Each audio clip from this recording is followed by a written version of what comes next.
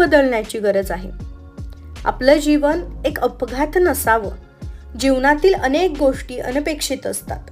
आपल्याला सतत स्वतःला विचारत राहिलं पाहिजे की मी या ठिकाणी कशी पोहोचले किंवा कसा पोहोचलो.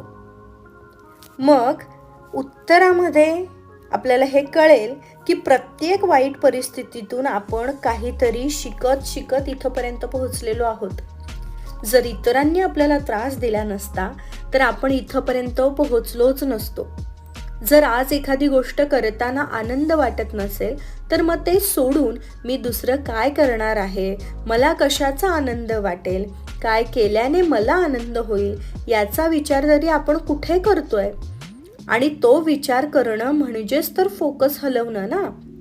आपण नुसताच म्हणतो की हा समोरचा व्यक्ती माझ्याशी असं का वागतोय, पण तो का तसं वागतोय याचं उत्तर शोधायला आपण जातच नाही.